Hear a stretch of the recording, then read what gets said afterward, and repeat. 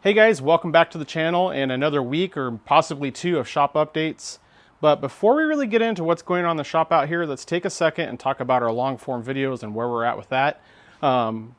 Actually, for the past 2 weeks, I've been able to release a long form video, and if you're new to the channel, I try to release those on Fridays, and those are usually very technical, very in-depth videos, usually pretty long. And really my backlog or burden, that what limits me from getting those posted frequently, is just the amount of time it takes me to edit them in combination with all the work I'm fighting in the shop. However, I already have another one fully edited, uploaded, and pretty much ready to go for this Friday. So that means we're going to hit 3 weeks in a row, which is absolutely outstanding. And I have the next video I'm still editing, so I might be able to get that out. I might make it a month with a video on each Friday. My goal really, if I ideally, would be to do it every Friday, a long form video. I'm really trying my best to get the pace picked up and get up to date with it. And I think the video that we're going to have coming out this Friday is the long form video on the F430 inspection, which is the same 430 that I just finished that manual conversion on, and you guys saw that in these smaller update videos. But we have the video before we did the conversion. The customer just bought the car. I mean, it's really a PPI. I ran through and did a full PPI in the car. So that's going to come out. And after that, I have another video with the Eurospec F355 that video just came out last Friday of its full inspection, and I actually had that car come back in. It had some drivability issues, so I went through the diagnosis on that. So that's going to be a semi long form video. That's only because I started the diagnosis when the customer was here, trying to get him just back on the road, so I wasn't filming. And then we kind of realized that I needed the car to be left here. I needed a little bit more time to dig in and diagnose it. And that's when I started filming that video. So I tried to recap you guys on that. But again, I'll try to get that worked out. And I'm going to shuffle the order on the videos after that, because after our 355 video, my work sequence that I was doing in the shop was this 456 after that. Well, actually, I had that 275 4-cam in the shop. And speaking of that car, that video is fully edited, it is uploaded, and I'm only waiting for the customer's approval to post that video. Just due to the notoriety, rarity, and value of that car, I'm letting him watch through that video and make sure he's good with everything on it before I post that. So that's another great video. That one's about 2 hours long. And that, like I said, as soon as I get the A-OK, that's one more long form video in the pipeline. But workflow wise, I did the 275, then I did the 456, but I'm actually going to shift my video sequence around since we're still working on this 456 and get our manual conversion long form videos out on that 430. Then we'll head over into the 456 videos. So that's really what's going on. Things have been going good on the editing front. I'm making some headway. I'm getting things out a little quicker, which is definitely the goal. And that's also why I'm creating these shorter shop update videos, just so that way you guys know what's actually going on in pretty much real time and what you have to look forward to on the channel. These ones aren't a huge editing burden. I can whip these out pretty quick. So it really, my goal with these is to just keep you guys in the loop with what's going on. So with that, what's going on in the shop this week? Well, yeah, you know where we left off last week, this 456. I do need to do a little bit of work to it this week, so I got to get everything cleaned up on the car, and I'm going to try to cap off the hydraulic system to the rear so that way the car is pretty much movable in and out of the shop so I can keep working. It's looking like parts availability is going to be an issue on our rear shocks. I've already spoken with the client. As I expected, he's very understanding of the situation, very gracious, but it's still, still very annoyed with that situation. I'm pretty bothered by it, especially considering where it happened. I drive past nearly every day and I can see the oil streaks in the road, and it's just like a constant reminder. I can see the bump, which is not even a bump, it was a transition from normal ground to going over an overpass for a freeway, and that rough section is what triggered our failure. So yeah, we're going to be on that later this week. And also, since my plans kind of got disrupted, I think I'm going to get some diagnosis done on this 34 Ford. So we need to look at that so I can build an estimate for that client. And as much as I love having that car in the shop and I love looking at it, it's taken up a lot of space. So I want to get him the estimate so we know what work we're doing, get that car fixed and repaired, and get it back into his garage. I do know that from what I've talked to the client and what he had plans to do and what I've seen on the car, we're not going to be able to get everything done all at once on kind of his wish list or his dream list, especially since the car came in unexpectedly. It's really it had a transmission leak. It was starting to puke fluid when he was driving down going to a car show. It was smoking pretty bad, so we need to really dive into the root of that. And also, there's a few other things in the car that are really preventing it from being safe and drivable. So we need to get that stuff taken care of so that way he can drive the car and enjoy it. And then all the other wish list items that are refinements, we'll work on later. But I got to get the car looked at. I need to find out where that leak is coming from. And my biggest fear on this car is if it is from the transmission, really if it's from the input shaft seal of the transmission. I can probably get to all the other seals in the transmission. But if it's the input shaft seal of the transmission, I have pictures of this car, how it's built. And I'm positive I cannot get the transmission out of the car with the body on. My best chance maybe would be to pull the grill, the radiator, the entire engine and transmission out, but I'm still questioning if that's even possible. I need to get under the car and really look at it and analyze it, but I do think there is a chance that I'm gonna have to pull the body off of the frame to get the engine and transmission out of the car, to get the transmission off to get it where I need it, so I can do the repair. These cars are incredibly small, and essentially the floor of that engine, or I should say the floor pan of that car, was built around that transmission. So I don't think there's any access holes to get to the bell housing bolts to separate the engine from the transmission. And the frame is so tight, and it's an X-frame around that transmission, that it was not built with serviceability in mind. So we're gonna have to look at that, analyze it, and figure that out. But that's later this week. And today, I talked about it a little bit last week. We have that GMC 2500 that needs its brakes, and this thing is gigantic. I'm like, the hood's nearly right at my head level. There's not a chance in the world that we're getting that truck in the shop today. When I was asked about this job, I figured I'd be done with this 456, and so I was like, I know I'll be done with the 456. I'll probably be waiting for the customer to come pick it up, to invoice them, so I could probably squeeze in another job. Little did I know the situation we'd find ourselves with here, but what I'm getting at is I knew that I wouldn't have any space in the shop for it no matter what, and I also knew more than likely, he said truck, it is just not going to happen. So we're going to be working out in the driveway today, so it's going to bring me back to my teenage years, jack stands, floor jack, and crawling around. I'm going to work to get those brakes put on, and I will say those brakes that we have, I showed you guys those calipers last week, which are massive, but they're supposed to fit behind a factory wheel. And this does have 20s and they're aftermarket, but if you look at like the shape of the barrel of the wheel on the inside, it gets smaller in diameter, and I actually have reservations if it's actually going to clear these aftermarket calipers. I know that it would fit a stock wheel, that's what they advertise, but these aftermarket wheels, that barrel diameter where it goes around the caliper might actually be smaller than factory, so we might run into a few problems. So before I actually crack open the brake system and really dive into this, I'm going to jack it up. I'm going to pull a wheel, pull one caliper off, leave the brake lines connected, brake system sealed. I'm going to just throw on one of the aftermarket calipers real quick, then test fit a wheel and see if we're good to go or not. And then we'll either proceed, or I'm going to have to talk to the client and say, we have a problem. So that's where we're at today. That's where the long form videos are at. And like I said, I mentioned it earlier, my goal is always to have the long form content come out on Fridays. That's really what I try to do on the channel. And then all of these little quick update videos you're going to see come out at the beginning of the week. So I say that as in you'll kind of know, depending on the duration of the video, if it's a long form or a shop update, but you'll also know by the day of the week what kind of content you're up for. So with that, I'm going to jump into the brakes. I might bring you guys back here and there and let you guys know how it's going. Maybe a couple tips and tricks will show you. And my goal is to get that thing done today. So I'm going to set you guys down and start cracking. All right, so making some progress on this brake install, and you can see that I left the existing rotors on. The new rotors are the same diameter as factory. I just removed the factory caliper and mounting bracket. I have our new 8-piston caliper just loosely bolted on. It's not tight. And now it's time to get the wheel and slide it on and make sure everything clears. I gotta tell you, once I put this on and I saw how close it's sitting in here, I don't think we're gonna have any issues, but it is definitely better to go through and check rather than find yourself in a situation where you break the system open and you have to rebleed the brakes for no reason. So I'll get these monster tires over here get it back on, and we'll see how well it clears. All right, so we got the wheel on and things are looking great. It looks like we have 1 inch plus of clearance in there. Tons of room for the barrel to clear. I wasn't worried about the spokes just because of the design, but it was the barrel.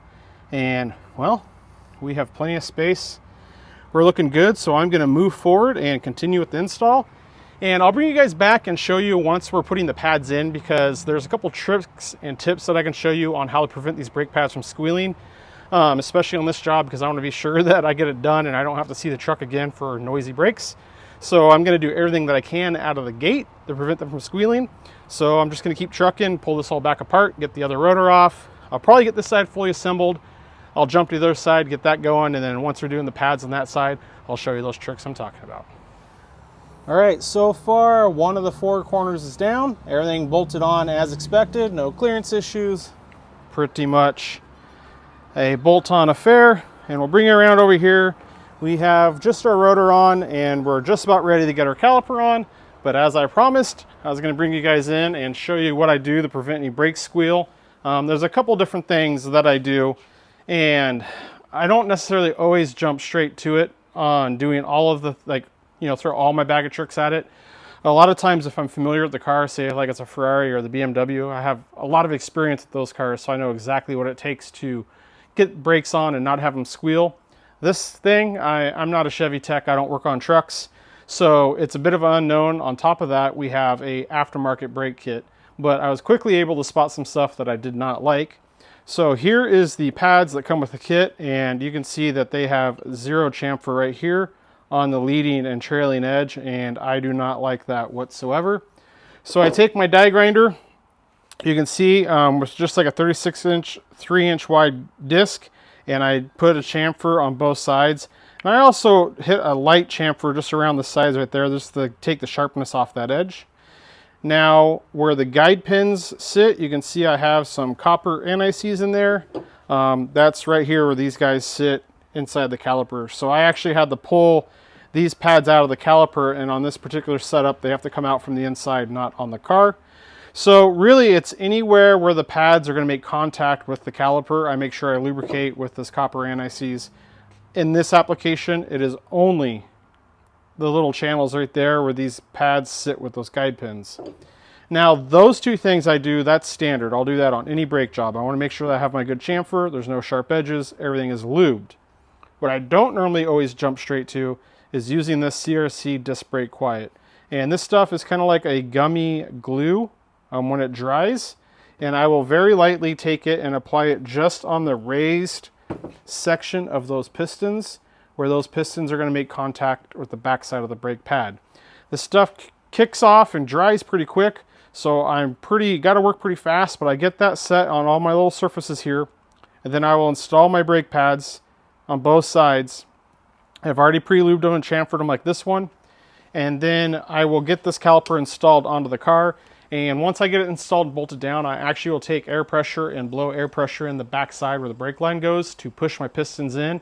And really is what I'm trying to do is push the pads onto the rotor and push the pistons into the back of the pads before that cures up, so that way that it has a nice tight bond and it cures to it. What this does is this basically is like a really mild glue, I guess you would say, and it kind of glues our brake pads to our pistons. And what that does is a lot of times when you get vibration, it's actually like a resonance in the brake pad itself. So by basically securing that to the pistons itself in the caliper, it really has a big effect on minimizing the brake noise or brake squeal that you may get. Like I said, I normally don't jump to this. It's really not that big of a deal because it's pretty easy to clean off when you're doing a new brake job. It popped the pads off. They come off no differently than when you do use it. It's just really not my go-to on all the times, but in this application, I want to be sure that I did everything possible to minimize any chance of squeal. So those are my tricks, and I need to go back and finish getting this one chamfered and get my disc brake quiet applied in here, get everything set up, and continue on with the job. So like I mentioned, really the chamfering of the brake pads, that's a must-have on any brake job I do. Lubricating all the contact points with the copper NRCs, again, that's a must-have on everything I do. The red disc brake quiet, that's kind of like in extreme situations. So with that, I'm gonna jump back to get these brakes put on. Well, welcome back to Thursday morning. I know, continuing the trend with being a terrible YouTuber, I did not film anything at all yesterday, which was actually a little bit of a nice change of pace, since we're kind of at a stopping point on the 456, and as you guys can see, we got the GMC out of here. I took advantage yesterday. I ran some errands. I did a few odds and ends around the house. I kind of cleaned and tidied the shop a little bit, although I'll admit that it doesn't look like I cleaned and tidied the shop. I'm bursting at the seams in the shop, if it's not obvious for you guys. It's a constant struggle with each car that I bring in. More parts get ordered, moving things around. It is a real problem, and truth be told, my red 52 Chevy pickup back there in the corner, you're probably going to see that go away here sometime soon. I'm probably going to take that off site, and I have a spot where I can store it at, so that's probably going to be heading out of here to help me free up some space. And also this car that's over here undercover, that's a 2006 STI.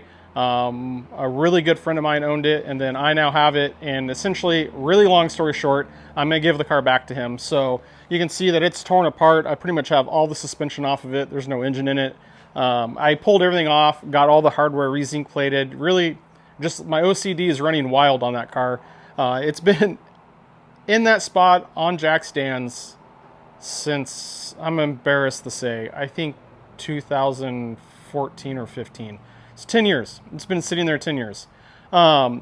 It's always been on the back burner because it's my own personal project, right? And I've been working on other projects in the shop. But frankly, with the situation I'm finding myself in now, I need the space.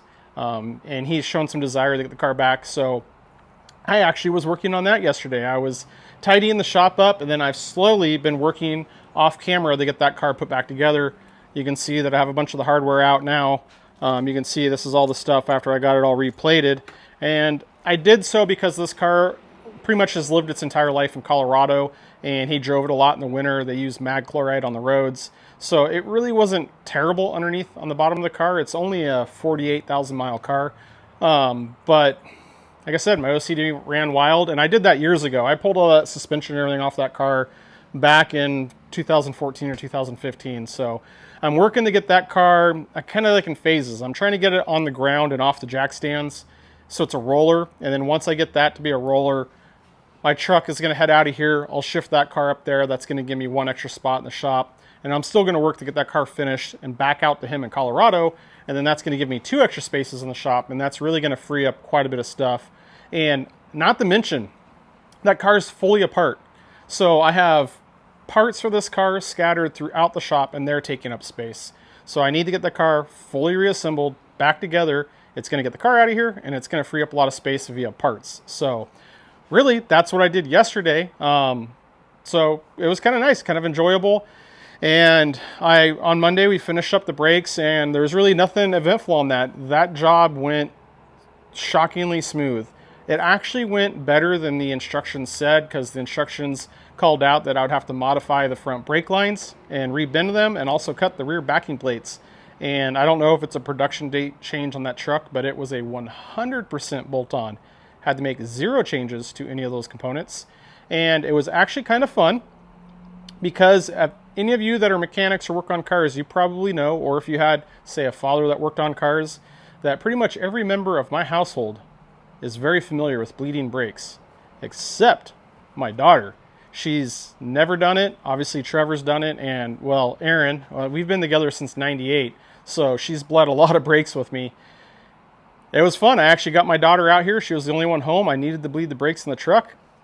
Gave her the rundown of what to do, then run the pedal, and we got them bled. So I'm happy to report that everybody in my household is very familiar with bleeding brakes and helping me out with that now. So the only other talking point on that truck is I wanted to mention on bedding the brakes in. So I am very aggressive when I bed in a new set of brakes on a car, especially when it's new rotors and pads. I usually take the car out, and I'm 2-footing it pretty heavily, so I'm really hard on the brakes, and I'm pretty much full throttle as much as the car will let me, to really get a lot of heat in those brakes. I'll get them smoking hot. I'll drive the car, let it cool down some, and just wash, rinse, repeat, and run through those cycles. I found that really expedites the bedding in process. It gets a lot of that pad material transferred to the rotors, which is critical. It's what you want. Gives you good brake feel. They have a lot of good bite, but it also is very, very effective at making sure they don't have any brake squeal in the long term. Funny story, way back in the day, my wife daily drove an older 4Runner, and we fought brake squeal on that car nonstop. I put different kinds of pads on it. I did every trick in the book that I had on that CRC compound, lubricating everything. It also had brake vibration.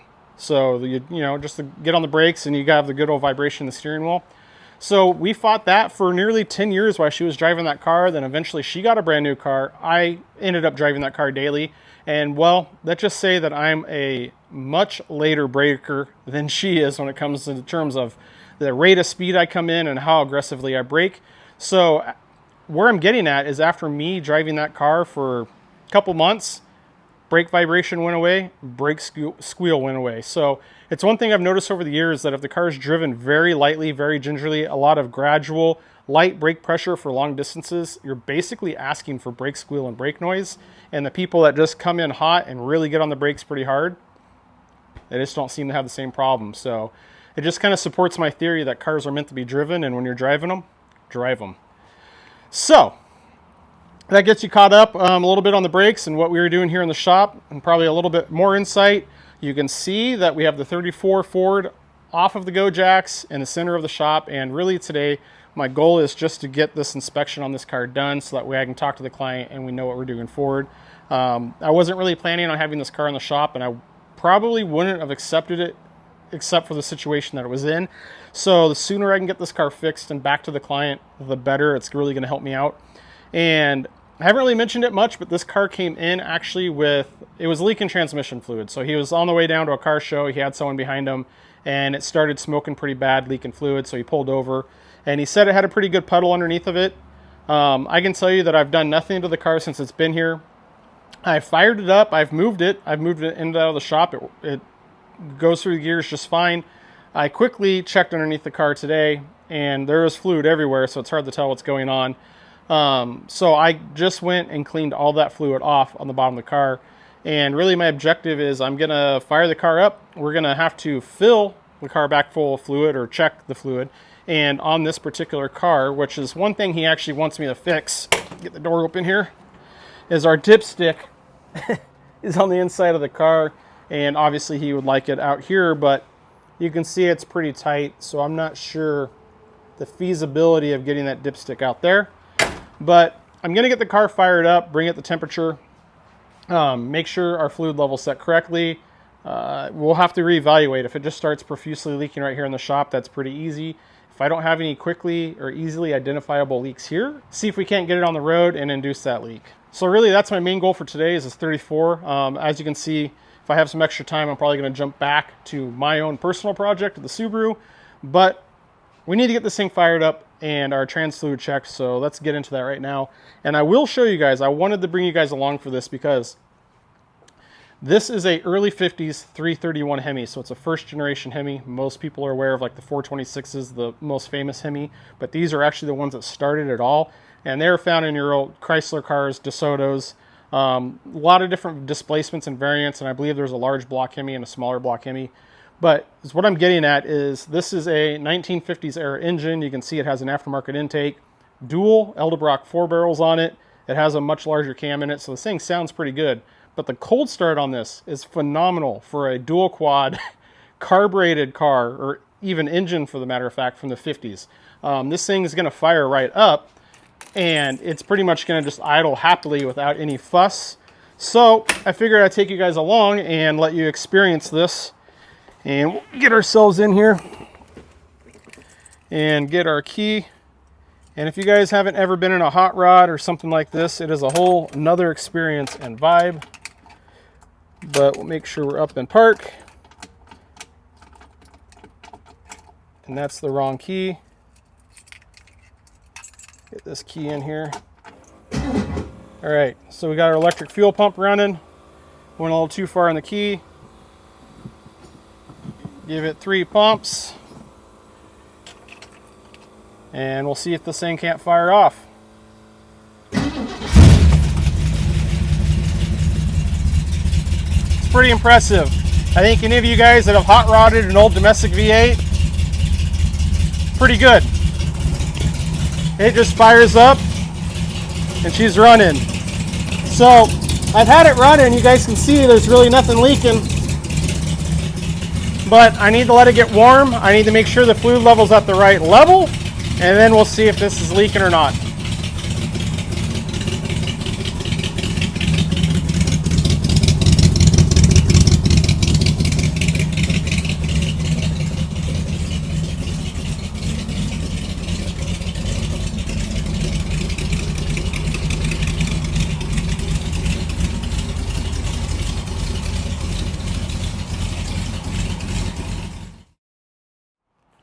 All right, so I ran the car, got some temperature in it, and checked our transmission fluid.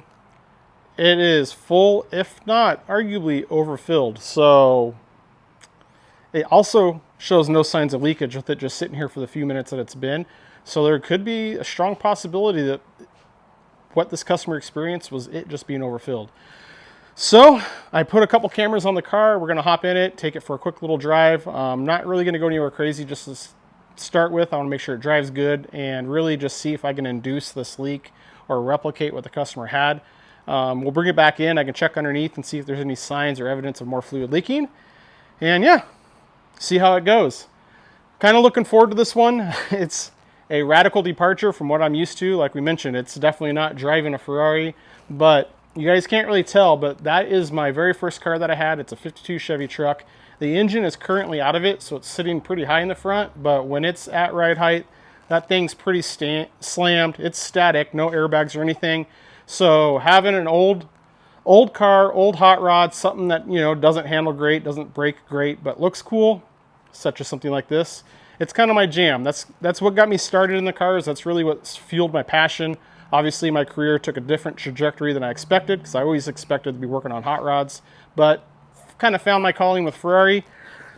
However, it's gonna be cool to drive this car. It's just a really different experience and pretty fun. So we're gonna hop in it and see how this thing drives and see if we can get to the bottom of this transmission issue.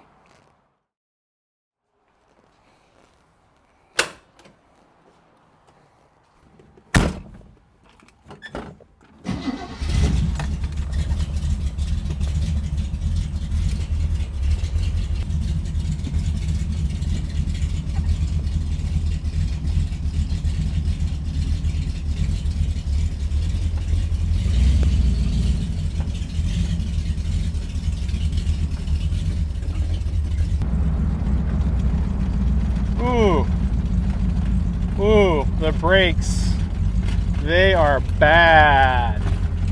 So I'll have to show you guys when we're out of the car, but this, let me digress, let me backtrack a little bit. This car was originally built in the late 50s, and it was predominantly a show car. It has changed hands several times, and it was a show car in the 60s and 70s. And I believe it was in the 70s that the original straight axle was removed, and it had a Jaguar independent front and rear suspension installed onto it. So it's from an early E-Type. Most all of the control arms, everything's polished or chromed, including the brake rotors. I mean, for a show car, yes, but for a road-going car, absolutely not. So that's one of the things the client complained of, is the brakes vibrate pretty bad, they're pretty terrible. I can tell you the first application I gave those brakes, this thing, we got to get rid of those chrome rotors, get some good rotors on. I do know that one of the calipers is kind of leaking some brake fluid, so it probably needs a caliper rebuild. This car sat for a very long time, I think about 10 years before the current owner got it. So those are things I kind of knew, but man, it's bad. It is bad.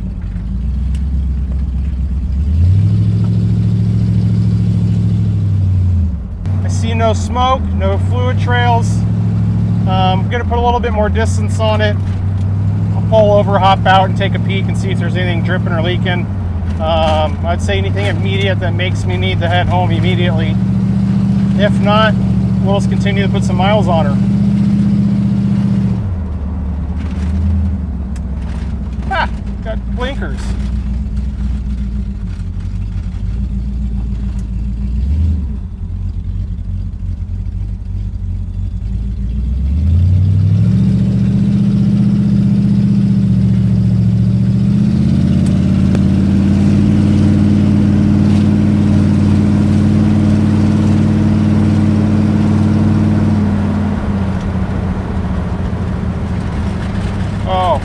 brakes are just atrocious. We're gonna pull over here. That is bad. That's probably some of the worst I've ever experienced. So we're gonna pull over here. We'll take a peek and see if we're excreting any fluids and evaluate if we need to keep going.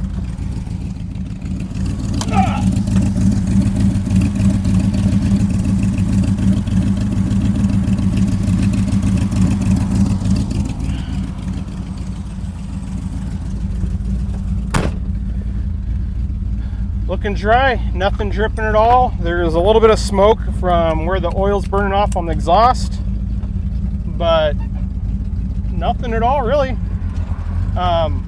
can see some smoke coming up from the front of the engine, but again, the exhaust is pretty well covered in that oil. So we'll keep cruising.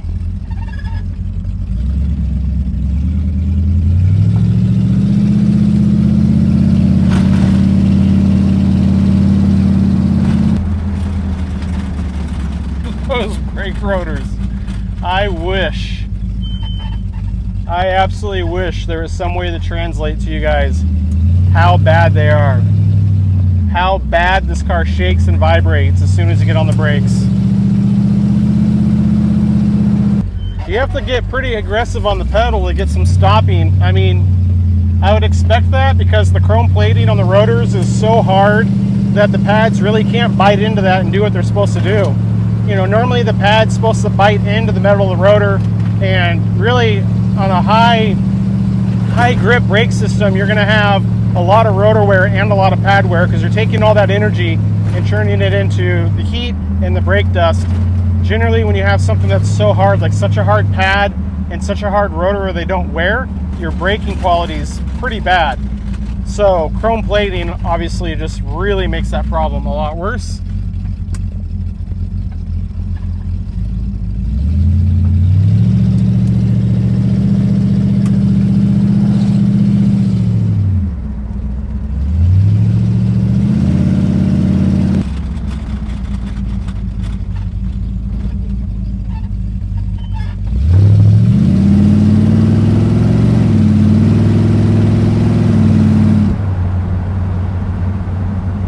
This thing has a manual valve body in it, so I've noticed I've been driving around just fine. It's in drive, it hasn't been shifting.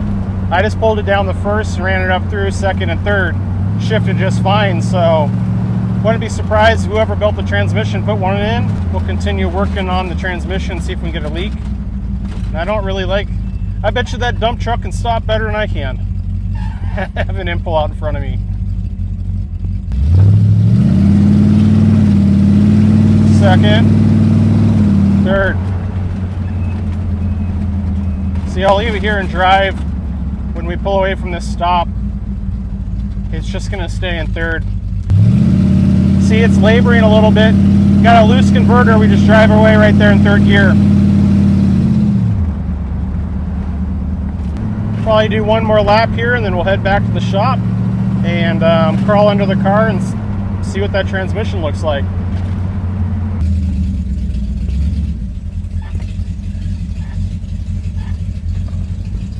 Okay, so I'm gonna leave the car running for a minute, let it idle, let me give it a look over visually underneath, also come back, double check our transmission fluid, and yeah, we'll just go from there.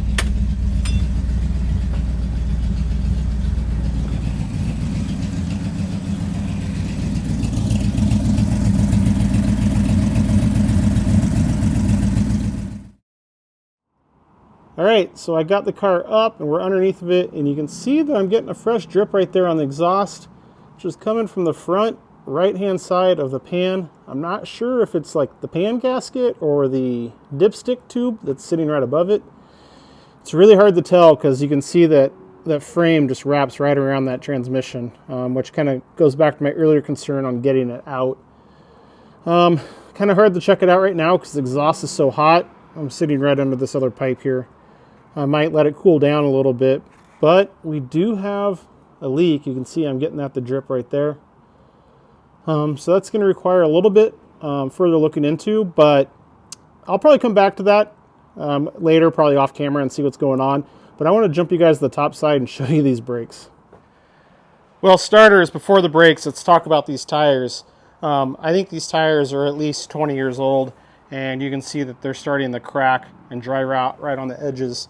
The rubber is hard as a brick, so it absolutely, positively needs tires before it's really actually driven. Hence why I was just cruising around the neighborhood. Like the rear tires are just so stiff, not really pliable. I don't see any cracking on the rears. Let's see where something's been cutting into that one. But these front tires are just, should not be out on the road. You can see them starting to give. Really right there. Got to watch out for that stuff, especially on these cars that sit.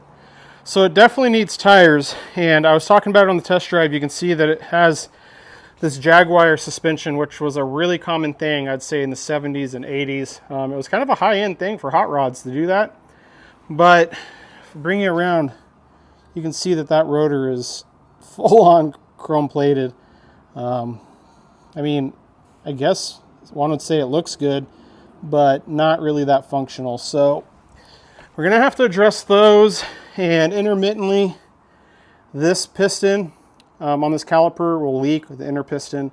So I'm sure that these calipers need to come apart and get rebuilt.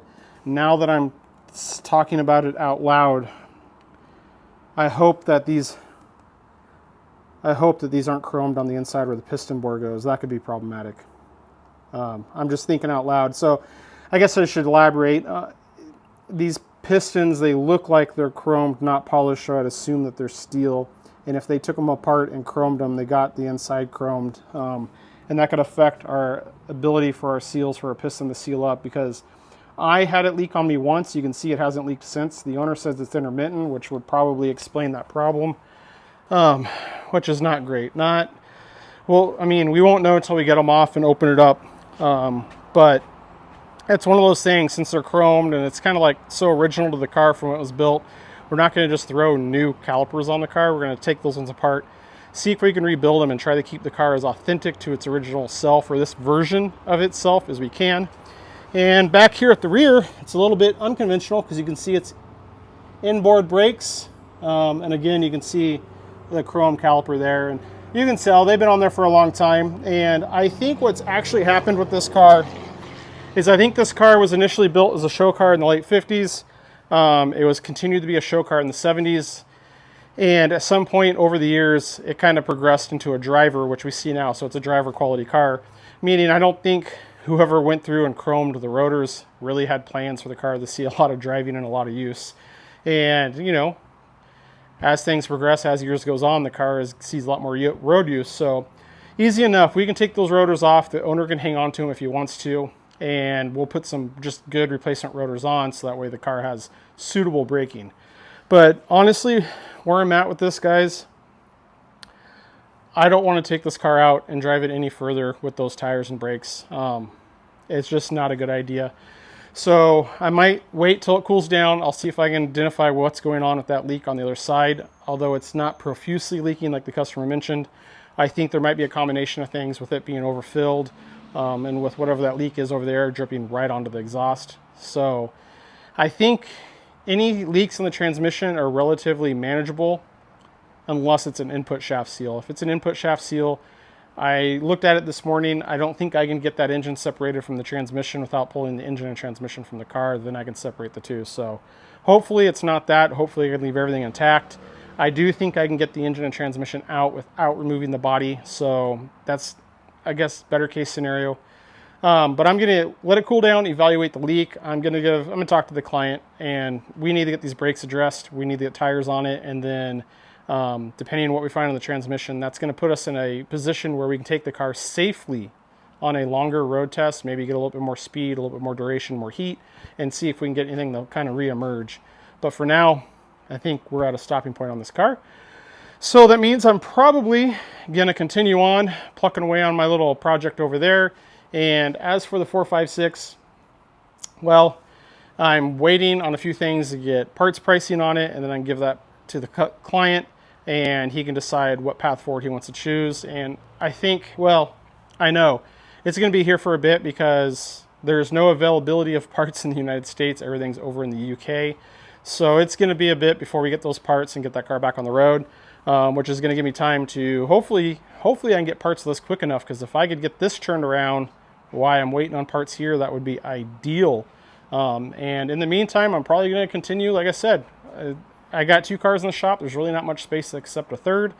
So I'm going to focus on getting that car buttoned back up, although it's a bit of a long-term solution, but getting that car buttoned up so I can get it out of here and get more space. So that way I will be able to accept up to 3 cars in the shop. So yeah, it's been a bit of a week of odds and ends out here. A little unusual because it's been so heavily focused on getting projects done on these Ferraris for a while. It's kind of a big change of pace for me to get these little smaller odds and ends done, but getting these out of the way is going to set us up for more long form, big Ferrari projects. I got a lot in the pipelines coming your way, so I'm going to be very busy from here on out. I can see that already. But with that, I think we're going to call it here. I'll see you guys out here probably next week. Give you guys some more updates of what's going on. So you know the drill. Be sure to like, share, subscribe. There's the new feature, the hype feature. I haven't really talked about that much, but that is a feature for you guys, and it has a direct influence on our videos for smaller creators. I think it's 500,000 subscribers and below. And that hype button basically pushes the video up the algorithm. So I've experimented, and it's only on videos that are 7 days or newer. So if it's older than 7 days, there's no option for a hype button. Only on mobile so far. I can't find it on desktop or TV to hit that button. And I've actually found some of the people that are subscribed to my channel, some have the hype button, some don't. So what I'm saying is keep an eye on that hype button, because that gives you, the viewer, the opportunity to say, I really like this creator, I really like this channel, they're not getting the attention and growth they need, I'm going to push it up the algorithm. And that specifically is what it's designed for, is so the subscribers, the viewers, you have a say in the success and growth of a channel. So be sure to hit that hype button. You get 3 hypes per week on any channels you want. Hopefully I'm one of them. And yeah, you guys know the usual. Do the like, share, subscribe as well. Same old drill, right? So as always, guys, I appreciate your support. Thanks for watching, and we'll see you out here next week.